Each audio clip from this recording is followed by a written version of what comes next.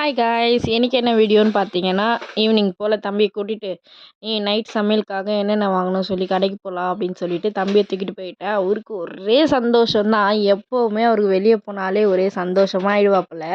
தம்பிக்கு அந்த வீட்டுக்குள்ளே வச்சுட்டு இருக்கிறதுனால அந்த மைண்ட் அப்செட் அப்படி ஆயிடுது போல். வெளியே போனாலே செம்ம ஹாப்பி ஆயிடுறான்.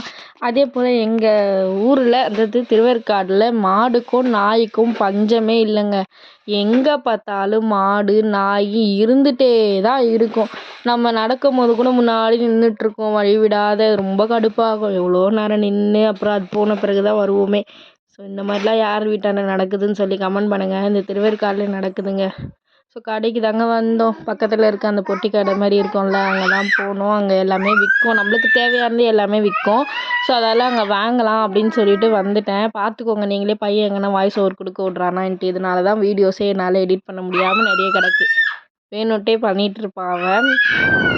சரின்னு சொல்லிட்டு பக்கத்தில் இருக்க கடைக்கு போயிட்டு என்ன சமையலோ அதுக்கு தேவையான பொருள் எல்லாம் வாங்கிட்டு வந்தேன். ஊறுகாய் என்னடா முன்னாடியே இருக்குது பார்க்குறீங்களா, எனக்கு ரொம்ப பிடிக்கும். அந்த ஊறுகாய் எப்போவுமே வீட்டில் ஸ்டாக்கில் இருக்கும். ஸோ காலி, அதனால் அதையும் வாங்கி போட்டுட்டு தேவையான பொருள் எல்லாம் வாங்கிட்டு தம்பிக்கு ஒரு பிஸ்கெட் எல்லாம் வாங்கிட்டு வந்துட்டோம். தம்பிக்கு ஒரே ஹாப்பி தான். கடைக்கு போயிட்டு வந்தோடனே அவருக்கு ஏதோ நிறைய வாங்கிட்டு வந்த மாதிரி அவர் நினச்சிட்டு ஒரே கையெல்லாம் ஆட்டிட்டு விளையாடிட்டே வந்தார். அப்படியே தம்பியை தூக்கி சமாளிச்சுட்டு வீட்டுக்கு வந்துட்டேங்க.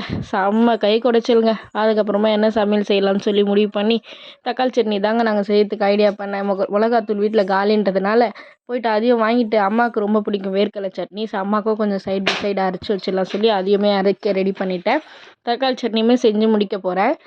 தம்பி வந்து அக்கா கிட்ட விட்டுட்டு வந்து தான் செஞ்சிட்ருக்கேன். என்னை பார்த்தாலே அழுவான் சொல்லிவிட்டு நான் கிச்சன் உள்ளேயே நடமாடிட்டு செஞ்சுட்டேன். எப்படியும் அந்த வீடியோ முடிஞ்சிச்சுங்க. பாய்ங்க.